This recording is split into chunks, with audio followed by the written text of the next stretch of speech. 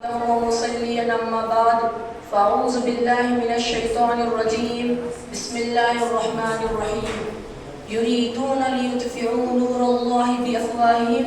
والله متم نوره ولو كره الكافرون صدق سبحانه. صدر محتشم، سامعین مکرم اور حضرات حکم، آج میری تقریر کا عنوان ہے امت مسلمہ اور گلوبلائزیشن کا چیلنج۔ ساری دنیا میں جدت پسندی کا ایک فیشن ہے، یہ بھی باطل کا ایک نیا مشن ہے۔ اس میں امت کے ایک بڑے طبقے کو ٹینشن ہے جو موجودہ دور میں اسلامی تعلیمات کے لیے ایک بڑا چیلنج فتنہ گلوبلائزیشن ہے۔ یہ مغرب کا نیا ایڈیشن ہے اور یہ امت مسلمہ کے لیے ایک خطرناک پوائزن ہے۔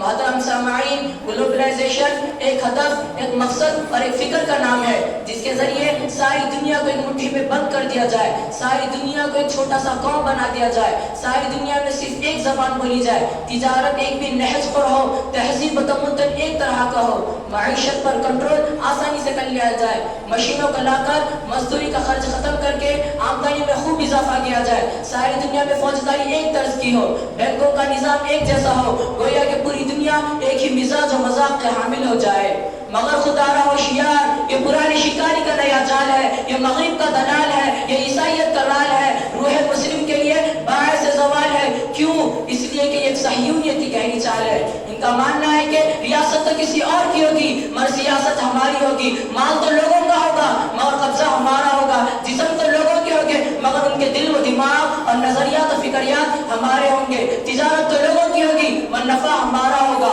دواخانے تو لوگوں کے ہوگے مگر علاج ہمارے نظریے کے مطابق ہوگا، زبان تو لوگوں کی ہوگی مگر انداز و الفاظ ہمارے ہوں گے، ٹیلی ویژن تو لوگوں کا ہوگا مگر اس پر پروگرام ہمارے ہوں گے، موبائل اور سوشل میڈیا تو لوگوں کے ہاتھ میں ہوگا مگر اس میں فنکشنز ہمارے ہوں گے، پرنٹ میڈیا اور اخبار تو لوگوں کے ہوں گے مگر اختیارات ہمارے ہوں گے اور خبریں ہمارے منشا کے مطابق چھپیں گی۔ ملکوں میں حکومت کسی کی بھی ہو مگر اس پر اجارہ داری ہماری ہوگی، انٹرنیٹ کی کئی ویب سائٹس پر نام تو اسلامی ہوگا مگر اندر پیغام ہمارا ہوگا، اور اس کا تجربہ ان لوگوں نے 115 ملکوں میں کر لیا، اور یہ ساری چیزیں اسلامی دشمنی میں اس لیے کی گئی کہ اسلام عالمگیر مذہب باقی نہ رہے، عربی عالم کی زبان نہ رہے، اسلام معیشت عالمگیر نہ رہے بلکہ عیسائیت عالمگیر مذہب ہو جائے، عربی کے بجائے انگریزی سب کی زبان ہو جائے، اسلامی تجارت کے اصول و عقارت ہو جائے، اور یہ سب کچھ اسلام کو، قرآن کو اور فرمان محمد صلی اللہ علیہ وسلم کو مٹانے کے لیے کیا گیا ہے۔ ملت اسلامیہ کے غیور فرزندوں، آؤ تمہیں اسلام اور گلوبلائزیشن کے نظریے کی سرسری سیر کر رہا ہوں۔ تو سنیے، اسلام کہتا ہے کہ اللہ اور رسول سے مکمل وابستگی رکھی جائے مگر گلوبلائزیشن کے نظریے میں خدا اور رسول کچھ بھی نہیں۔ اسلام کہتا ہے کہ مذہب سے جذباتی اور ذاتی تعلق ہو مگر گلوبلائزیشن کا نظریہ یہ ہے کہ عیسائیت کے علاوہ کوئی اور مذہب نہیں۔ اسلام کہتا ہے کہ مال حلال ذریعے سے کمایا جائے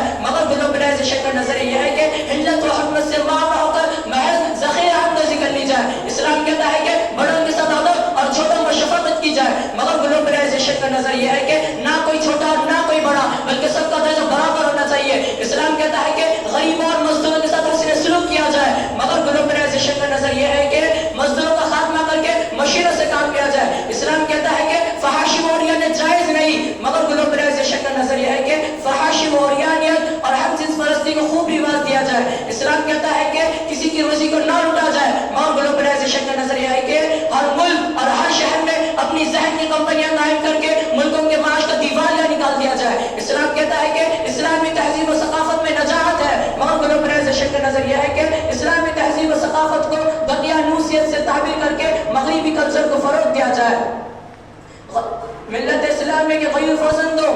اب تمہیں بھی سمجھنا چاہیے کہ اسلام کے اندر زندگی کے ہر شعبے میں رہنمائی موجود ہے، تجارت ہو کہ معیشت ہو، تہذیب ہو کہ ثقافت ہو، ملازمت ہو کہ زراعت ہو، لسانیت ہو کہ مالیت ہو، غرض اسلام میں تمام مسائل کے حل موجود ہے۔ اسلام نے مشینوں سے کام لیتے ہوئے انسانوں کا بھی لحاظ رکھنے کی تعلیم دی گئی ہے مگر جبکہ حقیقت بھی یہی ہے کہ مشین بھی خود انسان بناتے ہیں، اور یاد رکھنے کی ضرورت ہے مشین صرف کام دے سکتی ہے، احساس مروت نہیں، مروت تو صرف انسانوں میں ہو سکتی ہے مشینوں میں نہیں۔ علامہ اقبال نے سچ کہا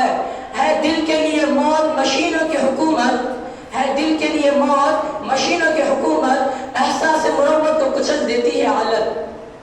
ہاں دوستو، ایسی صورتحال میں ہمیں اطاعت خدا اور رسول کے ساتھ ساتھ ایک مضبوط لائحہ عمل تیار کرنا ہوگا، اختلافات سے بالا تر ہو کر متحد و محاذ بنانا ہوگا، کسانوں کی حوصلہ افزائی کرنی ہوگی، مزدوروں کی مدد کرنی ہوگی اور ان کو